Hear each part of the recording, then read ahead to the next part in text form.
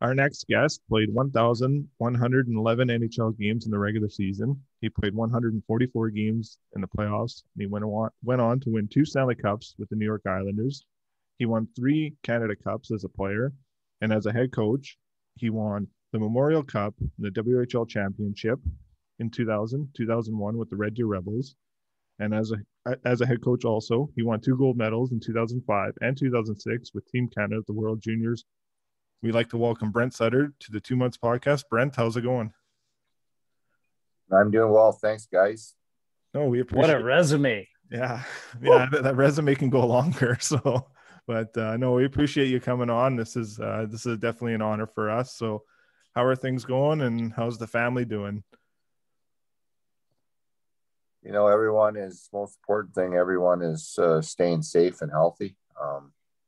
Everyone's doing good. Yeah, all the family, everybody's good. So yeah, everything's going okay, considering everything. Yeah, no, exactly. So we had one of your former teammates on with us before, and when I got this interview confirmed, I reached out to him to ask him if he had any funny stories. So Kelly Rudy gave me this text. Oh yeah, Rudy. Yeah, we had Rudy on. So he goes, he's like, ask Brent about the time that him and Connie left for summer, and they left their barbecue on in Long Island. So, yeah, we're lucky we didn't burn the house down. So burnt the barbecue up and a little bit of the railing on the deck, but it was amazing that we never burnt the house down. It's crazy. It was just out on the deck, and good thing we didn't have it sitting against the house. It was sitting against the railing of the deck, and we were lucky. We were very lucky. Yeah, it ran out of propane before it could do anything. Yeah. Good. Crazy. That's awesome. Kelly remembered that. God, I didn't. I wouldn't have remembered that. Kelly's got a memory of an elephant, man. Like, the stuff he brings up. He's a goalie, right? They remember everything. Kelly and I were, our family or our wives spent a lot of time together, and Kelly and I, obviously being teammates and being out west here, we were pretty close. That was a tough day. That was a hard day when Kelly got traded from the island.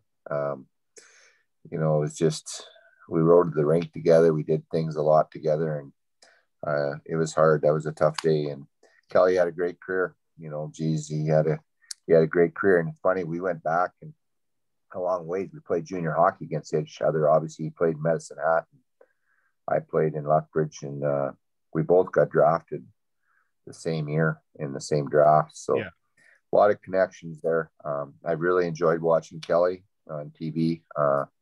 He played the game. He understands it. He gets it. He knows just the ins and outs of it, where people haven't played it yet. They talk about things, but their knowledge of actually being a player and being, in the line of fire, they don't understand it, where Kelly and the past players that are on it do. And Kelly does a great job.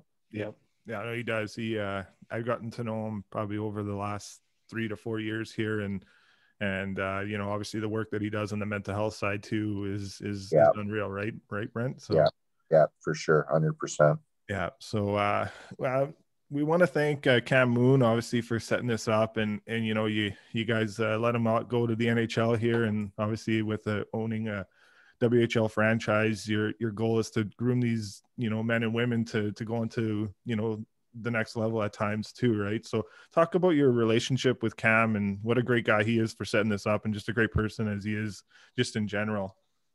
Well, major junior hockey is just number one, it's just not about developing players. It's allowing people to grow inside your organization. And, Mooner, to get this opportunity in his hometown, his team that he cheered for his whole life, it's a dream come true, obviously, right? So I'm obviously very thrilled for him, excited.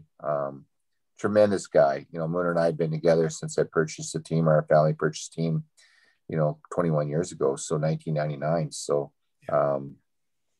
it's been a long relationship, and he gets an opportunity like this. It's, you couldn't be more happier for someone. I mean, he's been so loyal, tremendous person, hardworking, very dedicated, like I said, very loyal, and a great broadcaster, but he was someone for me outside of the fact that not only was he, all the things I mentioned, but for me, he was someone to really communicate with and get a different perspective of a game from a broadcasting point of view, where, he's up top but he played the game, right? He understands the game. He played the game, and, through, after games, I guess, whether it was through wins or losses, we could talk, or the next day or after a game, and it never had to be much, but what he said always resonated with me.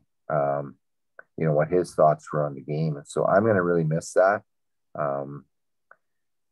Just the connection that we had with that. And, and whether it was not only just with our players, but when you're maybe working on some transactions or something, Mooner was someone I always talked to. I used as many resources as I could inside the organization to get a feel about what may transpire, or the individual we may be trading for, or whatever. And Mooner's points of view always hit home with me, and I held it to the highest regard. So I'm going to miss that part. I'm going to miss that just on the bus, the jokes, the fun times on the bus, and it's going to be different, but we will adjust, and yet at the same time, I couldn't be happier for Mooner. And it's going to be a hard person to replace, or a hard role to replace inside the organization. I mean, there's all kinds of broadcasters, but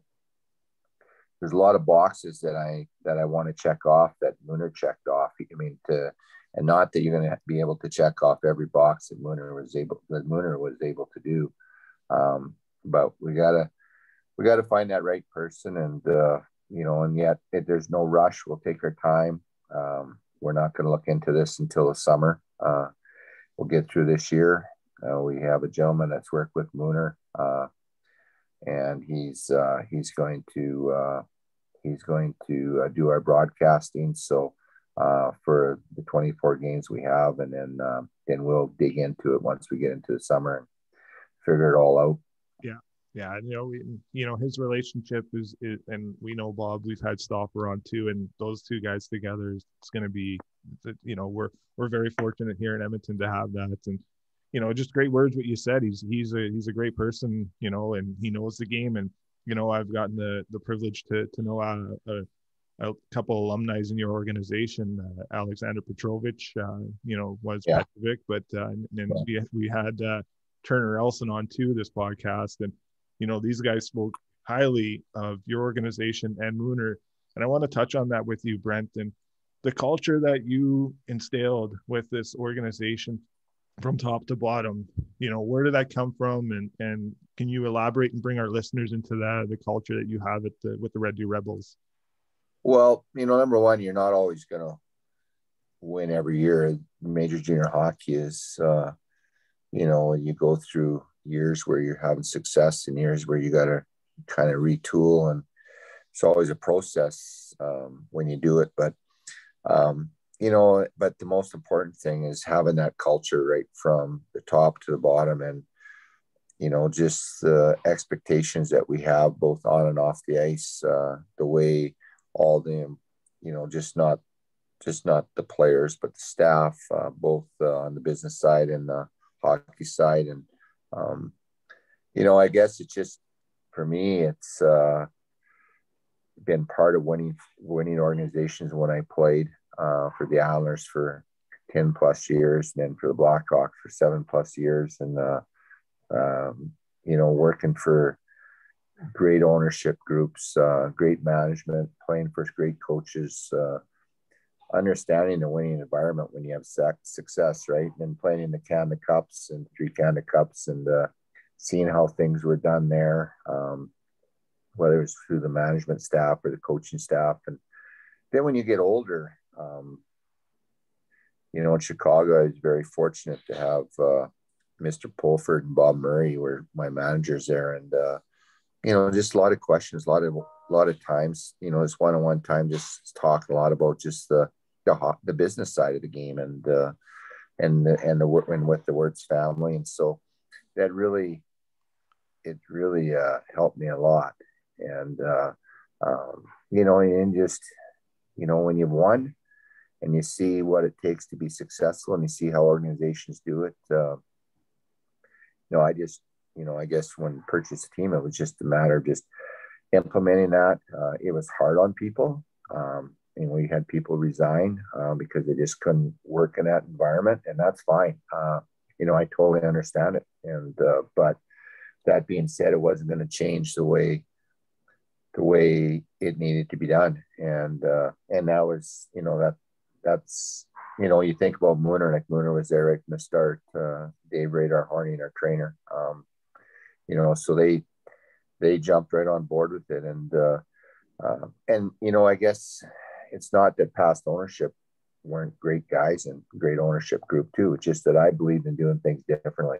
And being a local person here, not an interest inside the organization from the outside. It was, it was my home, and it had to be done the right way.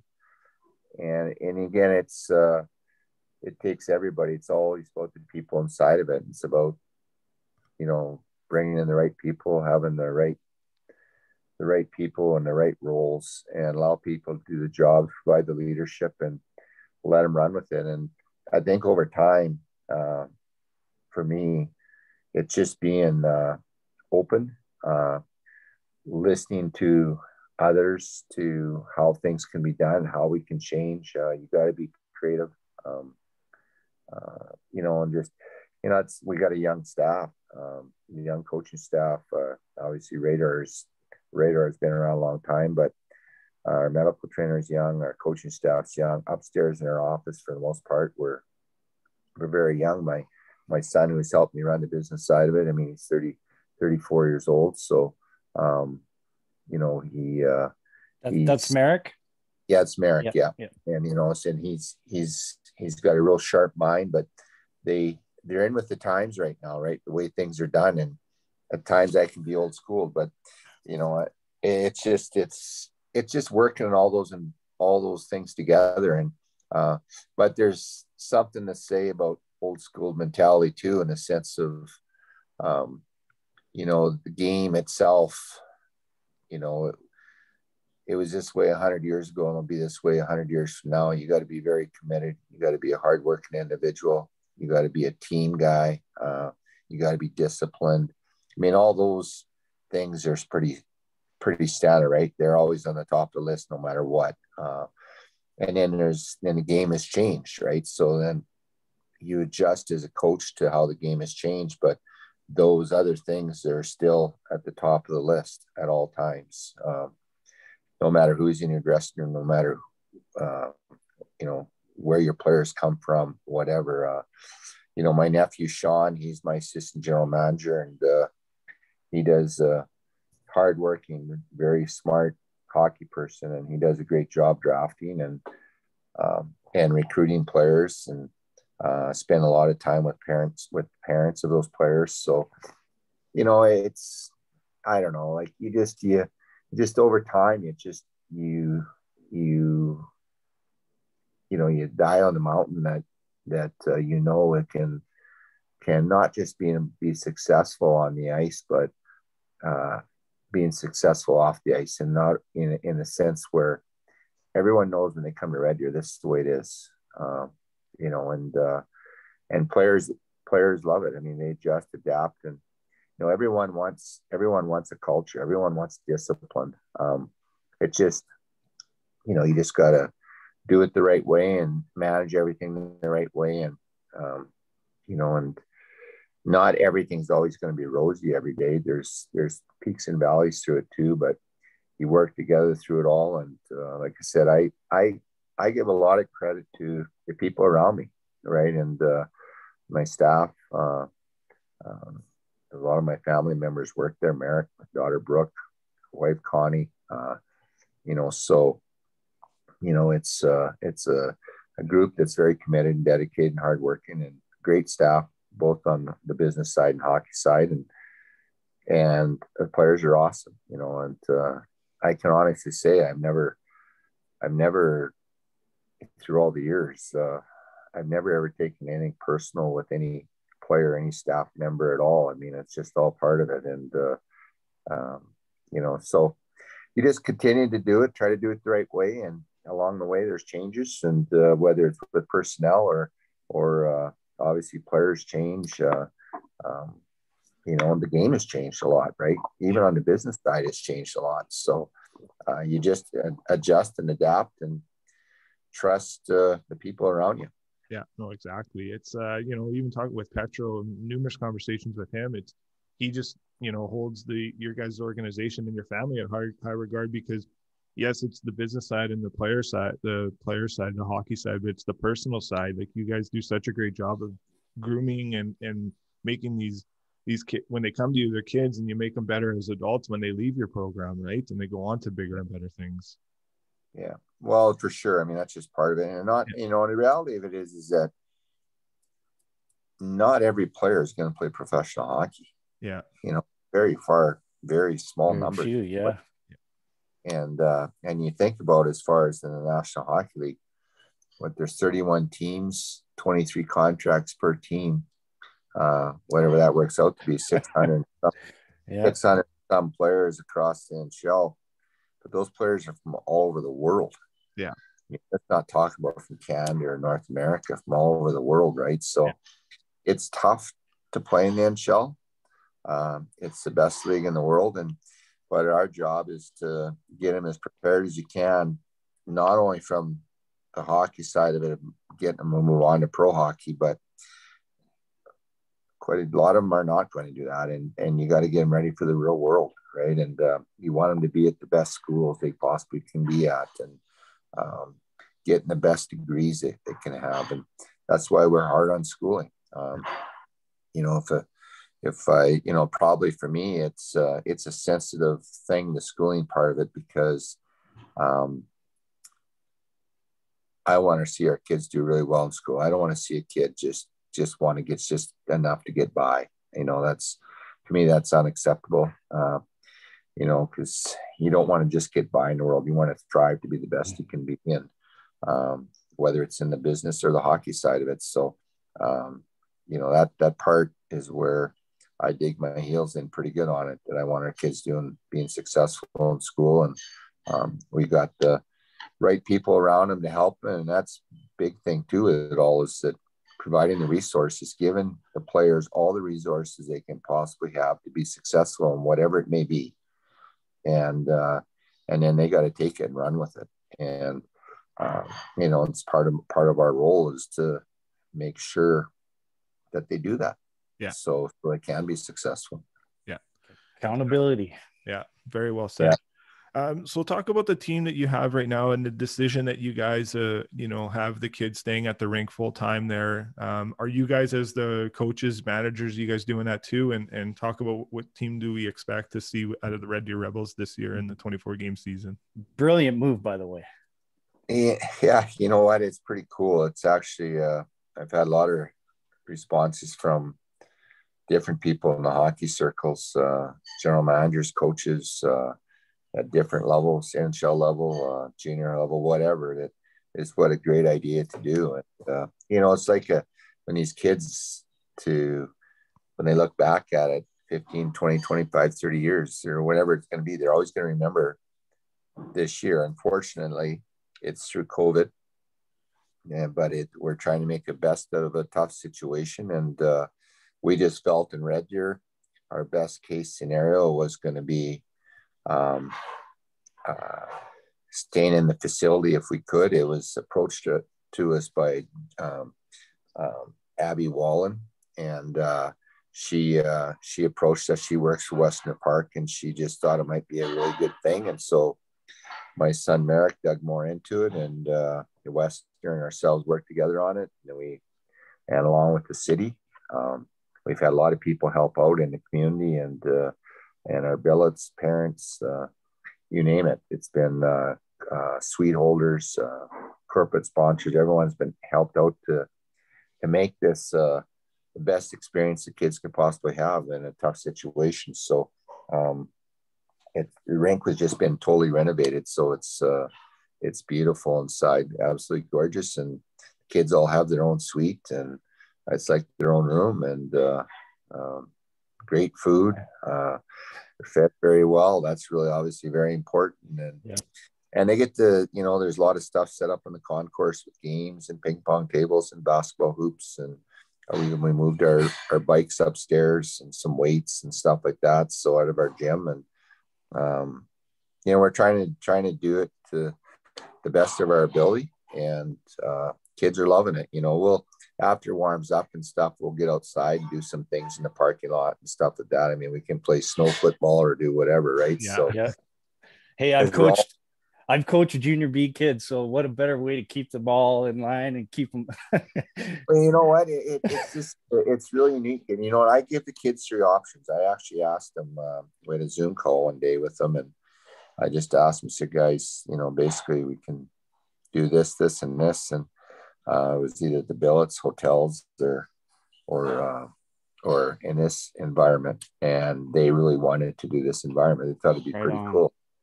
Yeah. So that's what we're doing. And awesome. Our team is going to be, we got a lot of returning players. I don't know whether there is 19, whatever returning players. We're a really young team last year in our league. So that part is good. We've got like 6 other new players that have come in, young players, a couple 17-year-olds and some 16-year-olds, and our top pick 6 overall, 15-year-old Caden Len. He'll be he'll be coming in. He'll be joining us here in about 10 days. He's got to go through the proper protocols and stuff before he can join us. So yeah, we like our team. And yeah, it's you got to get ready. It's been, you guys, it's been almost a year since we played a game. That's Gary, the 26th is our first game, and it'll be 2 weeks from that point. Like it was around that March 9th, I believe, or something like that. When we had to shut it down last year, whatever it was. And I think it was around 9th and 11th. Yeah. It's very sad. Somewhere in there. So are you traveling, or like how is that working? Are they keeping you in playing, certain division teams? And well, we can only stay in our province. We can't go outside the province. Yeah, we got to stay within our province. That's all part of the the regulations with our staying within your own jurisdictions, right? So not outside your province. So there's the 5 teams: us, Edmonton, Calgary, Medicine, Lethbridge. So we'll play a 24-game schedule, and and give these kids an opportunity to develop. It's a developmental year right now at this point, and lots of practice time, which is awesome. And we'll play games on the weekend. So that's just the way the schedule's working. So it's good. It's like I said, it's the best of a tough situation, and it's been a long haul to get to this point. A lot of people have worked extremely hard to get to where we're at today, whether it's the health ministries, the province, people that have worked with them inside the league office, just a lot of different people in different organizations. So it's been a lot of work, but we're here now, and we just got to see how it goes, but hopefully it'll go well. Perfect. Yeah. Well, we wish you guys the best, and we'll keep on. I got one more here, and then I throw to Clay here, and he's going to talk about your career. But how special was it this year to see Brandon, your son, get the hat trick this year early in the year? How with some beautiful goals too. Yeah, I was, like to score 3 goals like that was in a game is it's pretty awesome. I'm proud of him, obviously. But you know what? There's so much made on points and goals in today's game, and yes, everybody, you need to score goals to win, but there's so many other intangible things that are so important for teams to be successful. And media love to talk about all the big point producers and everything like that, right? Because that's what sells the game. But when you're in a team sport, there's so many other things that are involved in putting a good team together and the ingredients of a team. And Brandon is always not going to get a lot of recognition on offense. Even when he was in junior, I think his biggest year was 60 some points or something in junior, but it's just all the other things he does so well. And that doesn't maybe get recognized a lot on the outside. And but you know what, you know what he is. I know he's appreciated by his team, his organization, his players, his teammates, and he always has been. So, and that's all that matters. And so for him to get a hat trick like that, you know, not, you know, he's you know, he's more of a checking line center, but, you know, he's someone that can produce offense and put in the right situations. And, you know, and he's not someone going to get a lot of power play time, but he kills penalties. And so, you know what, I was happy for him. It's thrilling. It's his first one. And, you know, this is his 13th year in the National Hockey League. So he's been in the league for quite a while. He's had a tough go here the last few years with injuries. You know, just fluke crazy things, right? That are unfortunate, unlucky injuries, but that's just the way it goes. And I suppose it's his attitude that he handles it all so well, because he takes it day to day, win, lose or draw. He's got a smile on his face the next day, ready to get back to work. And it's contagious inside of a room. He's a great leader too. So obviously he's wearing the letter there. So there you go, Vandy. So, well, yeah, I mean, we all know, you know, growing up in Alberta watching, I like to take back and kind of go back to minor hockey. I won't go that far. Won't think it that far, but you play AJHL, WHL. You're heading into 1980 into a draft year. Probably one of the better drafts the NHL has had. You get drafted first overall to the Islanders. Speak to that. Where, you know, are you attending the draft at that time? You know, are you? No, actually I wasn't. It's funny going to the draft. You know, I played that year in Red Deer as a 17-year-old. It was the year we won the Centennial Cup, actually. And I could have went to Lethbridge, but I played in Red Deer as a 15-year-old with the Rustlers. And I was actually the youngest of the boys to leave home. And anyway, you know, and I had a full year as being a 15-year-old there. And it was really I guess, I don't know how to put it, kind of started me off. You know what, to be quite honest, what really I really started believing that I could play junior A hockey is when I was playing Bantam the year before. And I got called up to play for the midget team in our, you know, every year you host a tournament. And I got called up, and I was the star of the game in every game. And where was that? Was that in it was in Viking, and yeah. I don't know. Yeah, and I think in 4 games or whatever we played, I don't know. I think I had like 12 or 14, 15 goals or something. I had like 20 points or something in those games, and that's where I really started believing, you know, I can play with the older players. I can compete with them. I can be better than they are.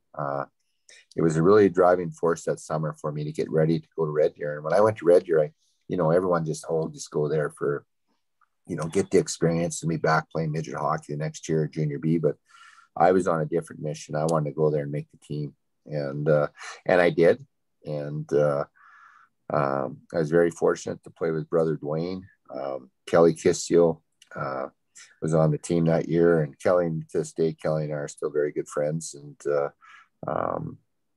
And then it just kind of grew. And then in the 17-year-old year, our coach that year came in halfway through the year was John Chapman, and Chappie was our coach, and awesome, just an awesome hockey guy, awesome teacher. He basically became like a second dad to me. Yeah. And took me under his wings. To this day, him and I talk all the time still. He always calls me Junior. That's my Junior. And but I learned how to play the game the right way with him. And then he didn't coach us as a 16-year-old, my 16-year-old year. Then his 17-year-old season, he was hired in the summer that year. And it was a new group of owners. And it was brother Brian and some other guys that were good business people and hockey people in our community. And they bought the team, and I hired Chap to be the coach. And he went and did a great job recruiting. Brother Ronnie and Richie came to the team that year. Actually, it's a picture behind your screen. Yeah. Or behind you there on the screen. And we won Canada. And actually we won it. We won it. I think that year we lost 9 games all year. And out of 100 games or something we played. So we had a heck of a team. And in a way, everyone was telling me, oh, you're going to, you'll get drafted somewhere in that, 3rd round because you're playing junior A hockey and stuff. But I didn't believe that. I truly believed that I could be a 1st-round draft pick. I was runner-up for Canadian Player of the Year that year. I had a good season, had 170-some points and that year in Red Deer. And not a bad season. Yeah. And I remember people saying, "Oh, you're not going to get drafted in the 1st round or 2nd round," but I didn't say anything. I just believed I could. And I had actually his name was Lou Jankowski, and he was the head scout for New York Rangers. And he followed us everywhere. To be truthful, that's where I thought I was getting drafted to, was the Rangers. And and they had the next pick after the Islanders.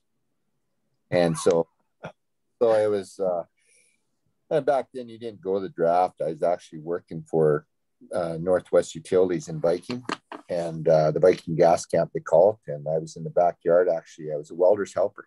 And Lee Liskowski was actually the welder. Lee was Canadian steer wrestling champion, and finished always in the top 5 or 6 in the world champions bulldogging.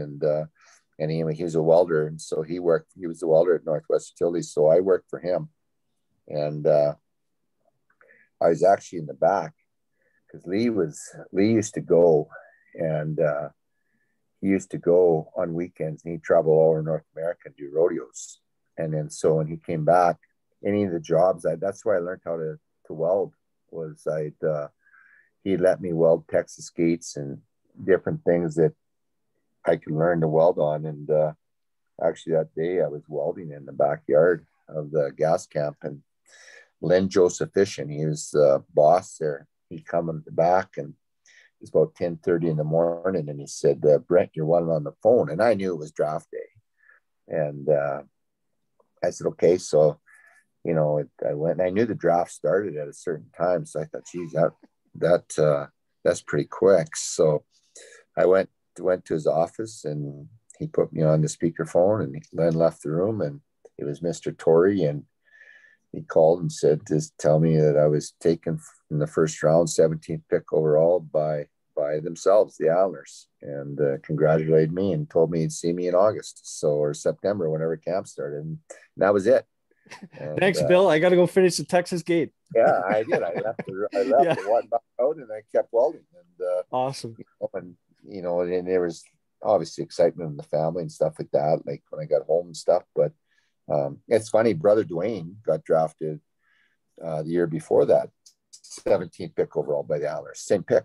Yeah. So anyway, yeah, it was that's kind of the way it worked back then. And but then I went to the camp there, and went to the camp in the fall, and got played a couple actually my first exhibition game. First game I played was in Chicago Stadium, and I lined up for a face-off center ice. They had myself, brother Dwayne, and Clark Gillies on our team as the forward line, and the other team was brother Daryl, Tom Lysiak, and Rich Preston. And it was crazy. The pucks dropped. Tom Lysiak put it through my legs. I turned around to get the puck. He put it back through my legs and give it to the defenseman. He spun me right around the circle, center ice. Welcome to the show. Welcome to the show at Chicago Stadium. I'll never forget that. I was like, okay, you got something to learn here, bud. So anyway, that was my first game. And then I played in I think a couple other ones, and I went back, played junior in Red Deer that year. And then they called me up in March. They had a lot of injuries. Back then, you can bring kids on an emergency basis. Kids that are junior were coming and going a lot. And the Islanders had Trotch, and Steve Tambellini was hurt. Brian Trache and some other guys anyway. So they called me up. So my first game was in March in Calgary, and they were on a 3-game swing. They're playing in Calgary, Vancouver, and Los Angeles. So I'm 18 years of age. So my brother twins, Ronnie and Richie, they drove me up to the game, and we got beat 11-4. Oh, wow. By the Flames. And after the game, and of course, it's in the old Calgary Corral. And after the game, the dressing rooms are long, narrow dressing rooms. And in the back corner of the dressing room, there was myself, Wayne Merrick, John Tonelli, and Bobby Nystrom were all sitting in the back part of the dressing room. And Al comes in, opens the door, and Al Arbor, a coach, and he's got the glasses on, right? And he's pushing his glasses up against his forehead, and he's walking back. And Al's like a 6-foot guy, 6'1", but his shoulders are about 4 feet wide. And he's a real strong, big guy. And he's walking through the dressing room, not a word's being said. And he walked back and he stands right there. And I think he's staring at me, right? And I'm like, oh, Jesus.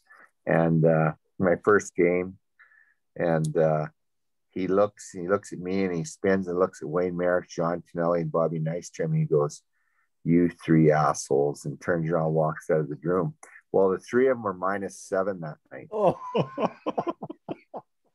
So it was like, that was my first experience of a National Hockey League real game, and of a regular season game. And then we went on and played in Vancouver, and we won 5-2 there, and I got a goal and assist. And then we went to LA, and we won 2-1 there, and I assisted on the first goal and scored the game winner late in the game, and we won 2-1.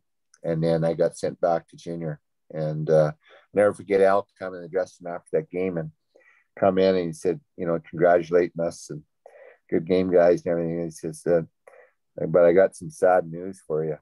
And they're like, what happened? They're like, we got to send Brent back to Lethbridge. So anyway, I went back to Lethbridge and finished the year there. And then I got called up. That was their second Stanley Cup run. And I got called up, and I was on the Black Aces. That was a great experience. I got to see a lot of playoff games, traveled with the team. Kelly Rudy was part of the group. Kelly and I were through the Black Aces. And there was like 4 of us, and Gary Howitt was another guy, John Potvin. So it was fun. We got to practice, and then after on game days and stuff that we played 3-3 on the ice. And after Lauren Henning was an assistant coach, and he'd come out and play with us. And so it was a great experience to see all that. And then the following year, went back to training camp, and actually had a really good camp.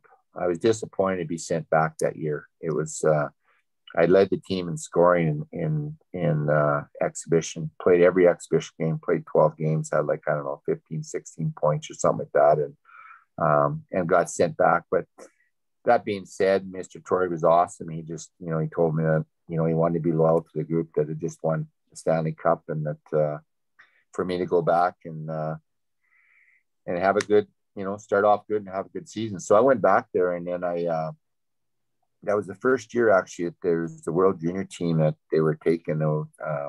They named Dave King was the head coach, and I don't know how it all unfolded. Anyway, they called me in early December, and and that's just wanted me to play on the team and stuff, and that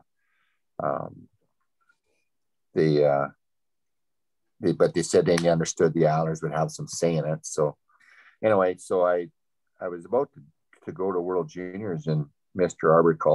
Torrey called me and said, Brent, we want you to, we're not so sure we want you to go to World Juniors. We want you to go home and spend Christmas with your family, because it'll be the last Christmas that you're ever going to have at home. And so that's a tough decision at your age, right?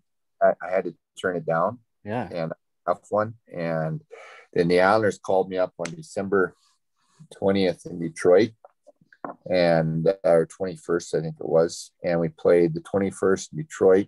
I met the team in Detroit, and then we played the next night back in Long Island against Winnipeg.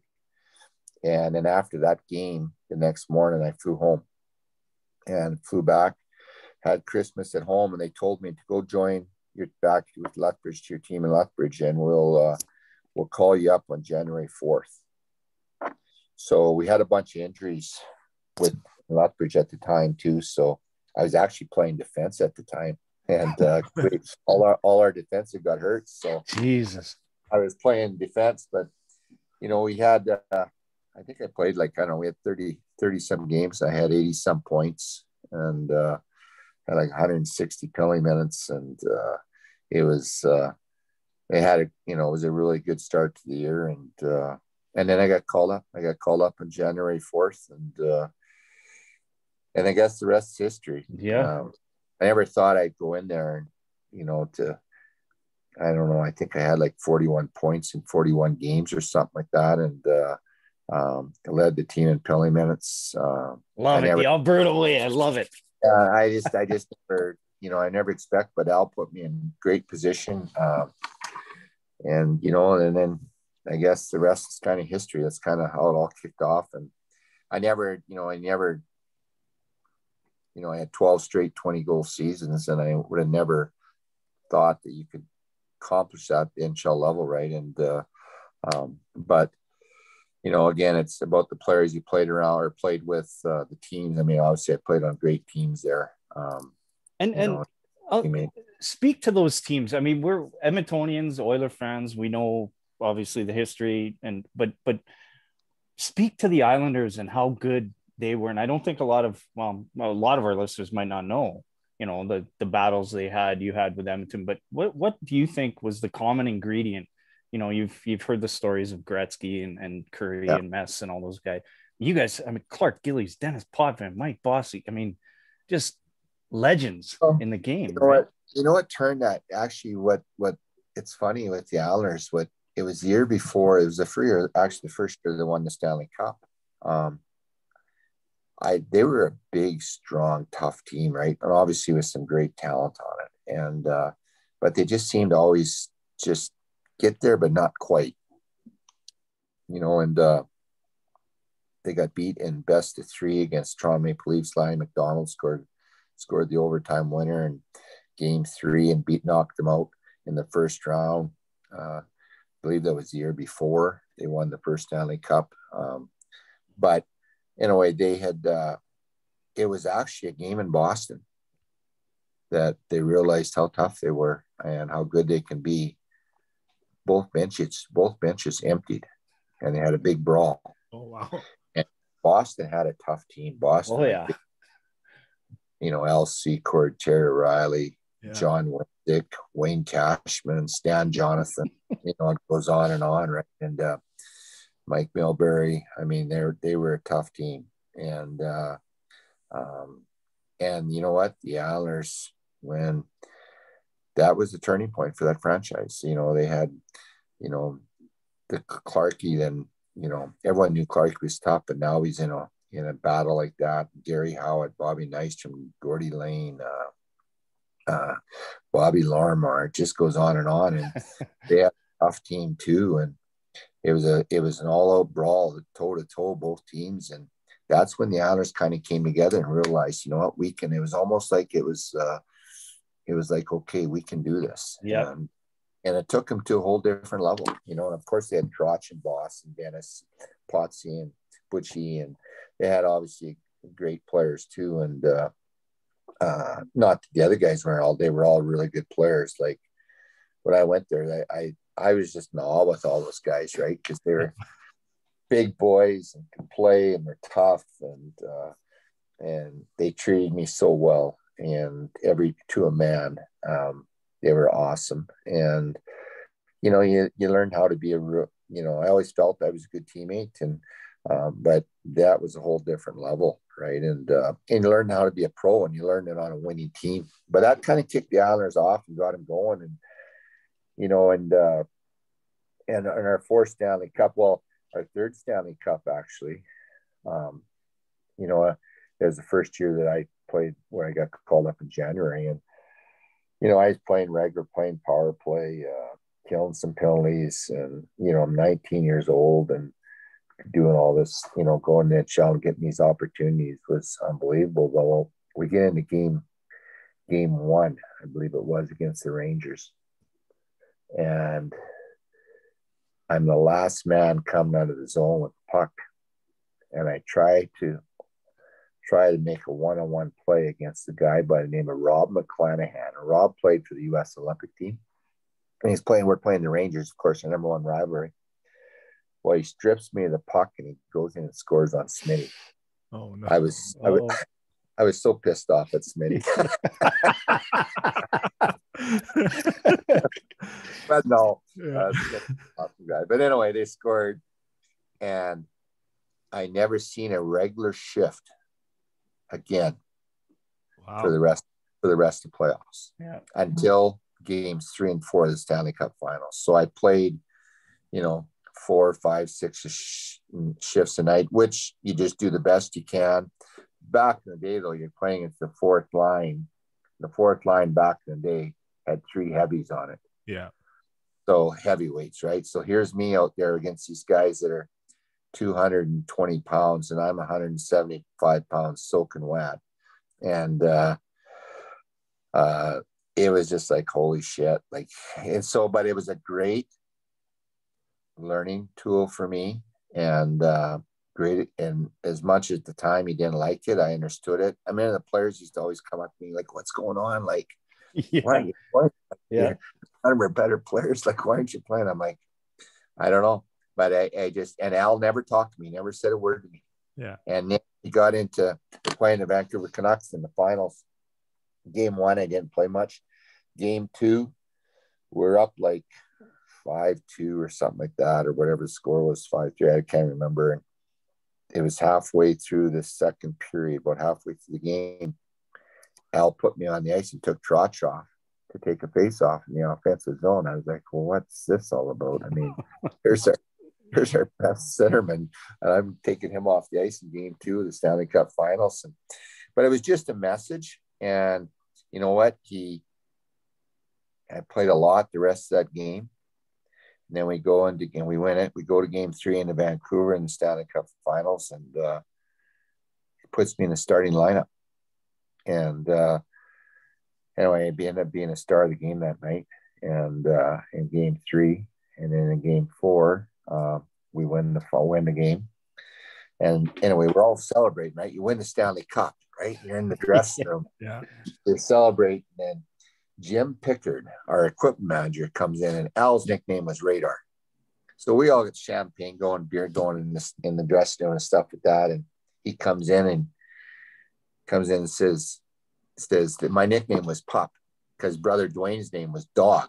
Yeah. And so I went there, they were calling him Dog, so they just called me Pup. So he's like, hey, Pup, Radar wants to see you outside the locker room. I'm like, what? Like, we're in here. We just won the Stanley Cup. What does the coach want to tell? Why is he in there? The business never ends. Yeah. It's like, why is he in his room drinking champagne and drinking beer and little nuts? So anyway, he takes me out of the Pacific Coliseum, takes me out of the dressing room, stand in the hallway there, or in the underneath the stands, and he's standing there and big broad shoulders. And he comes up, and I come out of the dressing room and I walk over towards him, and he comes up to me and he grabs me right here underneath my collar and twists it. I'm like, Jesus Christ, like what's going on? I'm scared shitless, right? Like, head coach. And he grabs me, he looks at me and goes, what did you learn from all this? And I'm like, I don't know. We just won the Stanley Cup. Like, what do you say, right? Yeah. And he goes, well, I'll tell you what you learned. I just made you one of the mentally toughest players in the National Hockey League, and you're going to have a long, long career, son. And he turned around and walked away. And I was like, whoa. And that stuck. I think about that all the time. Like, I played 18 years, and Al became like a second dad to me. Like we were together for 10 and a half years, and he was my coach, except for a year and a half when Terry Simpson come in there, but Al was still behind the scenes. And stuff like that. But yeah, I mean, he just had his way about him. That truly a player's coach. He'd do anything for his players, but Al, when he spoke, you listened. And anyway, yeah. So that was the start of my career. That first year. And yeah, and I, honest to God, that to this day still sticks to me. Like I keep feeling his big hands around my throat all the time. Because he shook your hand, he shook your elbow. That's how big it is. And of course his glasses, he always wore the glasses. So he was anyway, he was not only a tremendous coach, but he also a tremendous human being. Yeah, Kelly Rudy said the same when we had him on. Just an unreal person. And he always talks about him, right? It just the importance of Al Arbor as a person and a coach. Well, when I got traded from the Islanders to Chicago, we talked about it the year before at the trade deadline, Bill and I. And there was a huge ownership change going on there, and Bill figured that he was going to be moving on, which he did. He ended up going to be president of the Florida Panthers, the expansion team. And so we talked about the trade deadline. And so I thought there was a chance I was going to be traded then, and I didn't get traded. And anyway, we had the Canada Cup in 91 and went to the Canada Cup and played in that. Bill came into Montreal, met me there after a game, and we talked. And then he said, well, maybe we should work on renegotiating a new contract. I said, fine. I mean, I was good with that too. So he said, maybe this ownership thing will get straightened out. And so we were going down that path, and I was doing it myself, and him and I were just always working through it. And then Bill lost his assistant secretary. I was actually at home in Long Island. It was a night between games. It was between, I think, the start of the regular season was like, I don't know, I think I played 6 regular season or 8 regular season games before I got traded, but it was between game 2 and 3, and he called me at home, and he was in Montreal, and he was really upset on the phone, and he said, Brent, my village assistant had passed away that day in the office. Oh, we didn't know anything. So I think we lost him. Yeah, I think he was getting a phone call. Oh, it's usually what happens when you're on your phone there, but it's all good. He'll probably jump back on. Incredible interview. Oh my God, yeah. Like, I'm in awe right now. Same. Yeah. Let's see if he. There he goes, coming back. Yeah, we can. Yeah, I'll touch him.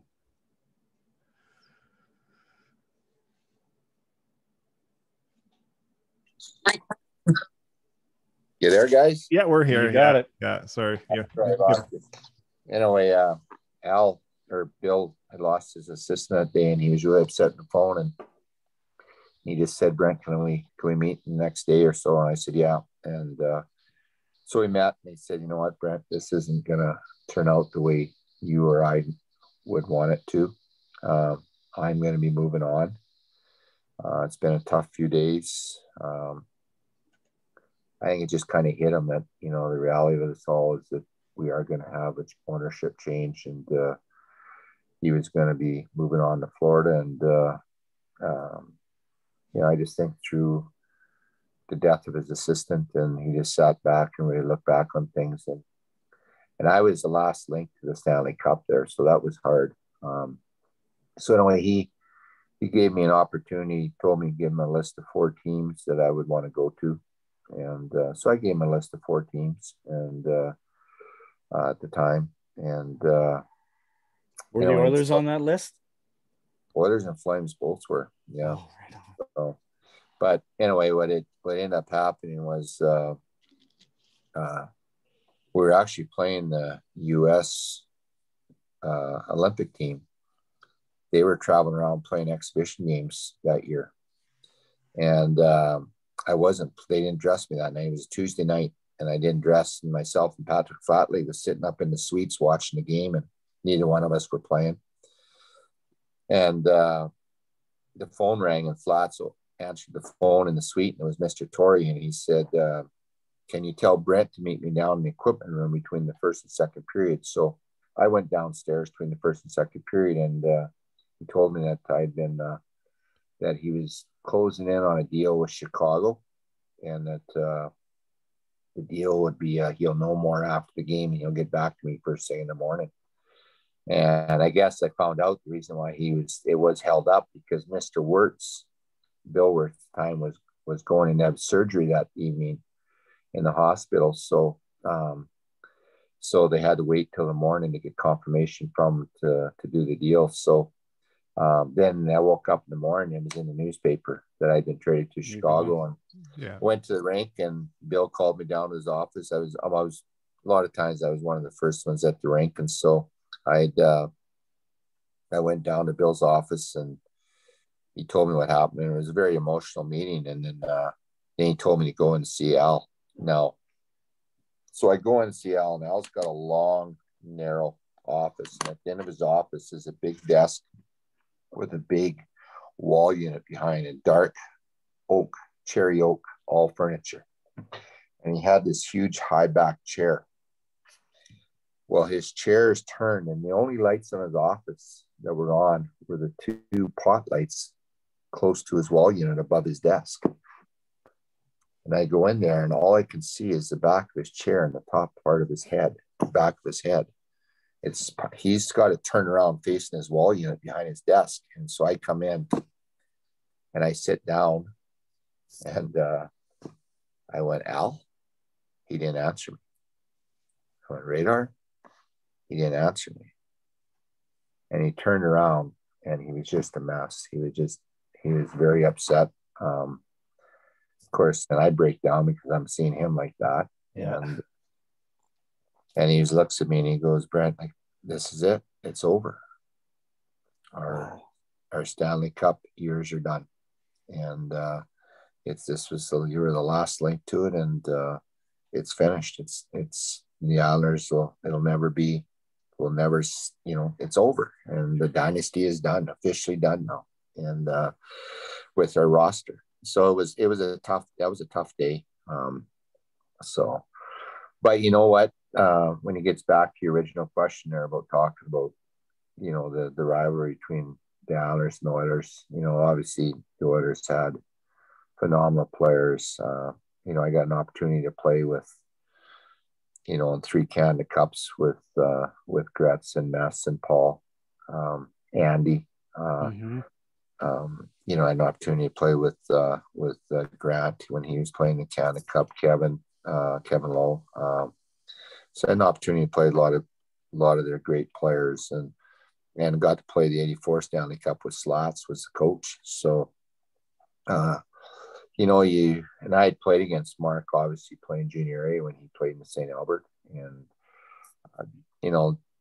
they were great players, but phenomenal people too. And to this day, I learned a lot from all those guys, being teammates with them, and in the Canada Cups, and then obviously playing against them. But it was their time, right? The Islanders were starting to age. A lot of our players were getting up there, and then the Oilers were coming, and you look at all that talent and skill they had, and the year before when we beat them 4 straight, we knew that they were going to be a team reckoned for, and they were going to be a good team for a long time because they had so many great players, and they were young and enthusiastic, and perfect coach for them in Slats. So, and I'll never forget Wayne. I think it was Wayne that said this, actually, that when he says how first thing that he learned about what it was going to take to be a Stanley Cup champion was he walked by our dressing room after we won Game 4 of the Stanley Cup Finals the year before, which was the 4th Stanley Cup the Islanders won in a row, and we're all in the dressing room celebrating with ice bags all over us. Yeah. And they're walking out to their bus. So, and that's just what Stanley Cup hockey is about, right? That's what playoff hockey is. And sacrifice, huge commitment by everybody. You got to throw yourself all into it. And the Oilers learned that, and they went had a dynasty of their own too. So, two great organizations, two great teams, and bunch of great people. Oh, I think, I mean, the common ingredient, the character is comes to mind for me. Yeah. Character in both teams, great guys in both teams, great coaching staff, great organizations, and of course, being from Alberta, right? And,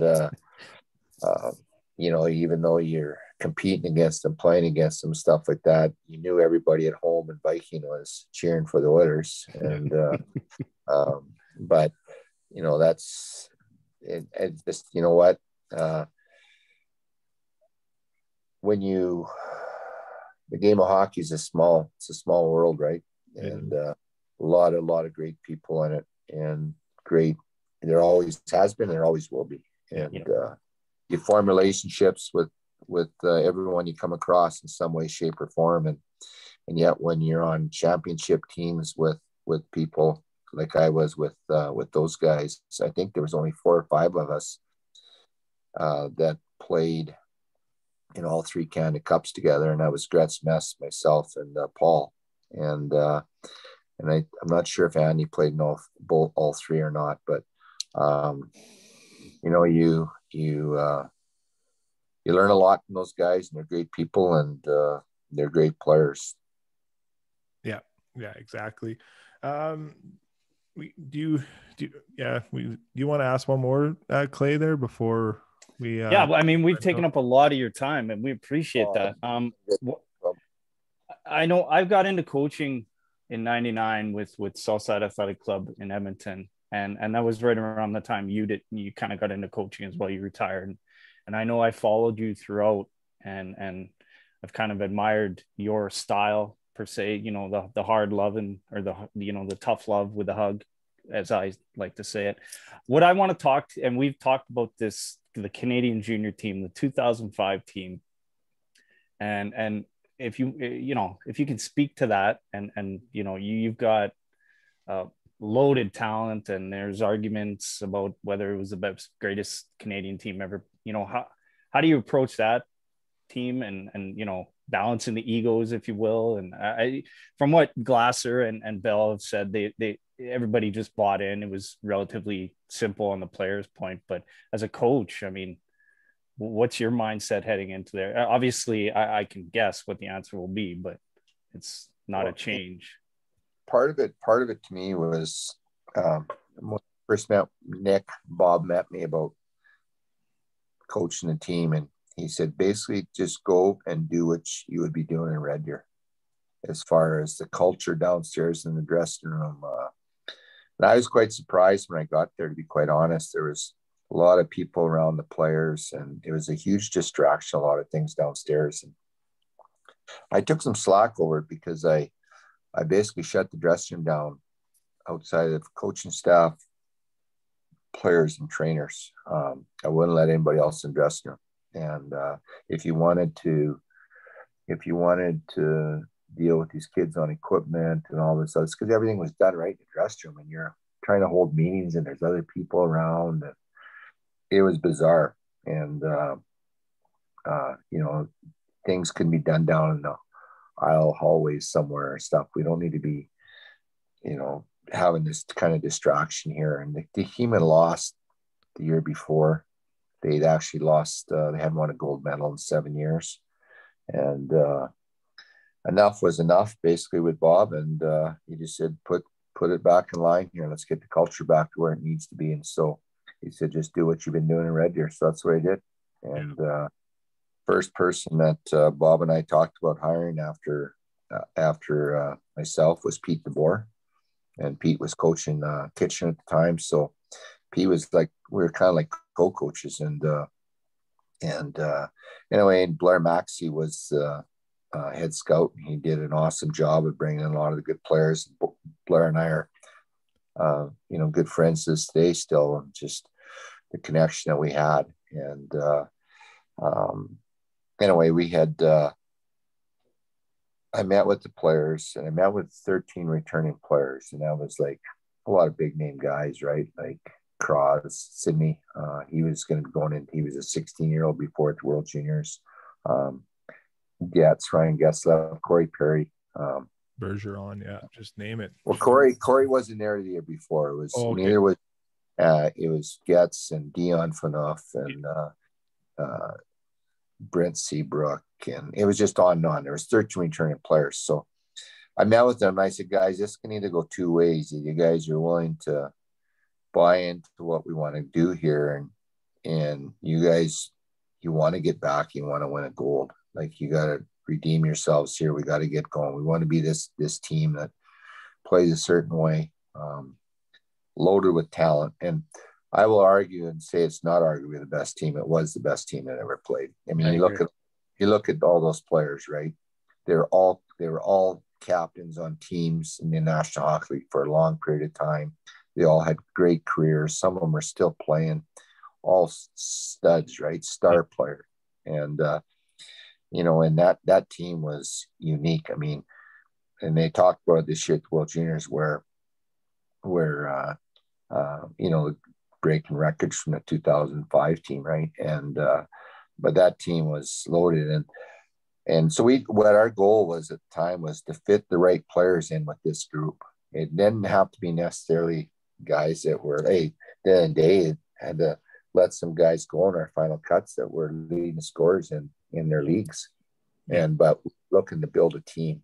And the goaltending, Glassy was our goalie that year, and him and Boschman from Prince Albert, and neither one of those goalies were invited to our camp in the fall. And what we were looking for was, we figured we'd have a really good team. We thought we had to play a certain way. If everyone parked their egos at the door and everyone just bought into how we want to play, we'd have lots of success. We're looking for a goaltender who can stop no more than 15 to 20 shots in a game, because we wouldn't be giving up any more shots than that, because we'd have the puck a lot. So we needed a goalie that was very mentally strong.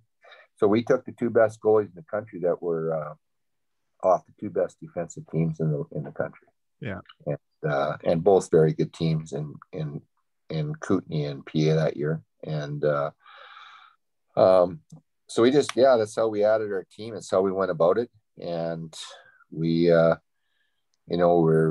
kids were very driven. To be quite honest, it wasn't so much about, we wanted to play a certain way. We knew the players would play that way. So you weren't concerned about that. It was just making sure that just the mental side of it, that we were where we needed to be on a daily basis through our practice habits. And then as we're getting close to the tournament, Patrice Boston decided he was playing the American Hockey League that year. So we wouldn't have had 6 or 7 or 8 of those players on our team, because the NHL was in a lockout. Yeah. So that's why we had him on our team. And Bergie, year before, played for Boston, but then as an 18-year-old, but then got sent down to the American Hockey League that year, because they could do it because he played the year before in the NHL. He didn't have to be sent back to junior.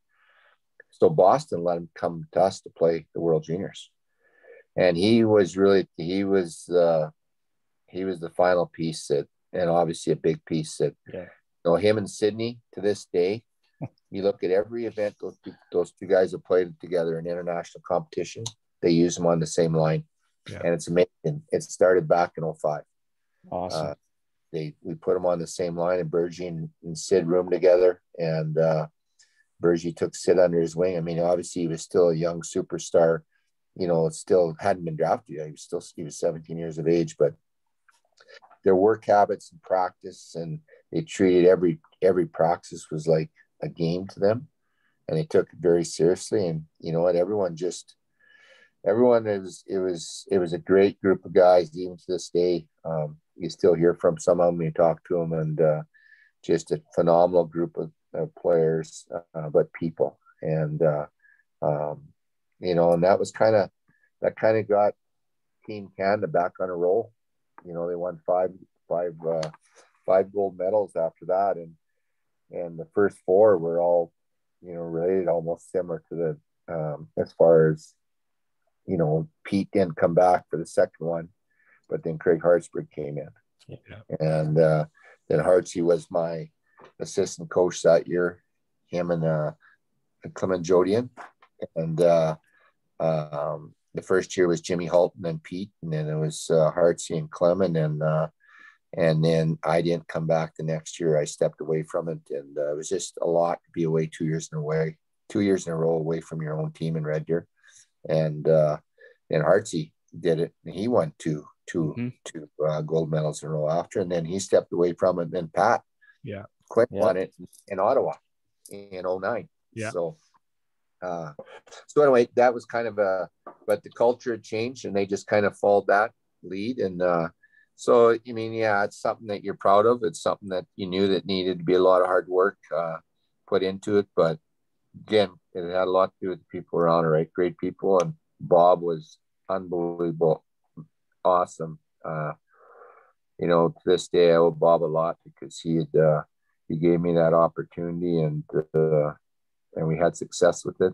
And I learned a lot through Bob through all that, because, it was almost similar. It's crazy. When I went to New Jersey to coach in New Jersey, Lou and Bob are similar in a lot of ways. They really want you to think through things and look at all angles before you make a decision. Never make a reactionary decision on your feelings at the time. Think it through, settle down, let things work out. And then, when you have time, use time to your advantage. And you think better that way. And you, more often than not, you'll end up making, the right decision by giving it time and thinking it through. And they're both very, very good in that, on their leadership on that part. Yeah. Oh, very well said. Final one for me. Petro always talks about the Sutter Fund, the golf tournament you guys put on. Obviously, this year would have been the 25th year from what I understand, but COVID kind of had a say in that. But if you can provide any updates, I know you might not be able to, because everything what is true now might not be true 10 minutes from now with COVID. So, but any update for the tournament this summer, if there will be one, if things get better?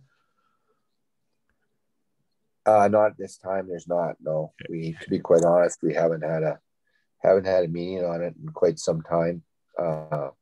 It's just with everything involved, right? And we're hoping so. But again, it's a golf tournament's not much fun if you can't have your sponsors involved and everybody involved, especially the 25th year. We want to make sure when we do it the right way. Yeah. So I guess we're just still at the mercy of where our life's going to be come middle of summer, right? So we'll just see how it unfolds. And the committee do a great job. They'll, we can make things happen fairly quickly if we ever get the green light. But at this point in time, we're not sure what's happening. All right. Well, we thank you so much, Brent. This is a true pleasure, and just one of the best interviews we've done, and we've done quite a few, and not to put anyone that we've had on before down or anything like that. It's just, you're part of hockey royalty, you and your family, and we wish you and your family and the Rebels organization continued success in 2021 here. All right. Awesome. Thanks, guys. Thanks for having me on. Pretty cool. Thanks, Brent. Take care. All the best. Yeah. Welcome back to the Two Mutts podcast presented by Manscaped. I am your host, Joshua Marshall, and I am joined with my other co-host, Clay Vanderham. Vandy, how's it going? Vandy is blown away dandy, buddy. Like, when our listeners hear this interview, incredible. I'm on cloud nine right now. We've had, Kelly Root, we've had some big guests, and we love them all. Yeah, they just keep on topping each other. Well, yeah. I've had my favorite player, Bucky. Now I've got my favorite coach. I'm a little bit selfish on that, but that's Brent Sutter. That's who we have on the podcast today. Yes, Brent Sutter. Long player in the NHL and coach, and he's running the Red Deer Rebels back. He's back there and just doing great things, and just a great family. And from top to bottom, it's just hockey royalty at its best, right? When we speak, yeah, absolutely. When we speak about the Alberta way and a good old Alberta boy, it starts with the Sutter family, right? I mean that, and it goes down from there. And when you're thinking of, at least the way I played, the way I coached, and it's tough love with a hug, as I say in the interview, but it's the Alberta way. You played hard, you were skilled and tough, and no better than the Sutter boys and Brent, obviously. But incredible Bosco. I don't know. So we want to thank Cam Moon and Bob Stauffer, who helped set this interview up. Without them, this interview doesn't happen. I asked Bob. Bob reached out to, obviously works with Mooner now, and who are on the Oilers broadcast, and we can't thank them enough. Bob vouched for us, and it was glowing away, just glowing. I'm just cloud nine. Just can't thank those Cam and Bob enough, and can't thank Brent enough. He spent over an hour with us, and just a great storyteller. What was your takeaway from the interview, Vandy? Well, we talked about it offline. He brought us into the Islander, and that's, we talked about the Oilers, how those teams, but I wanted to get into a feel for the Islanders organization and what a common ingredient was. We find out what that is, or at least my opinion on what that is. It's, for those that have been involved in the game, probably a no-brainer, but you get to hear it firsthand, and just his route. He's dominated in AJ back in the day. I mean, I remember watching him on Shock Cable, the Cooperalls, and dominated in the dub, and then played 1,100 games in the NHL, and just an absolute pleasure of a human being as well. And that's the big thing with these podcasts. You get to really know these people as humans, and they're incredible. It's no wonder they're successful. Yeah, no, exactly. It's just, you can't say enough about the Sutter family. Like, it's, Petro got to play with that organization for years, and he's one of my best friends, and just what he's talked about. And, he's good friends with Merrick Sutter, who's, as in the interview, Brent touches on what kind of the great things that Merrick's doing too. Right. And, as a bright mind on the business side of things. And it's just, the way that Memorial Cup that was in Red Deer not too long ago, Merrick was a huge part of that, setting that up, and Brent obviously too. And,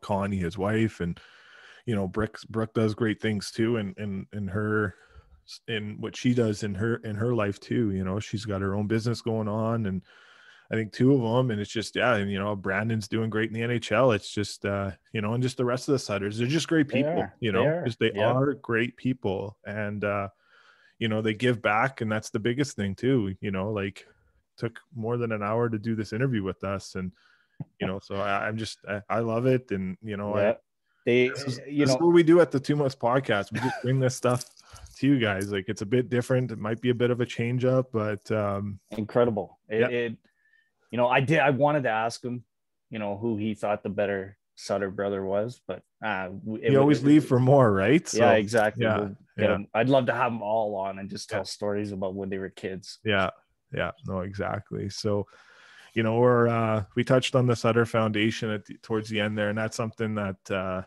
whenever they get back online and that going, I'm hoping our podcast can be there in a tent and help sponsor that event, and and be there and be able to mingle with everyone there and all the Sutters. So we'll figure that out when the time is right. But without further ado, you got one more thing? Okay, congratulations to all those, as I've been calling them, warriors, who I think that the world's longest game wrapped up yesterday. Correct. Yeah. So they raised congratulations to all $1.84 million. Unreal. Awesome. Yeah.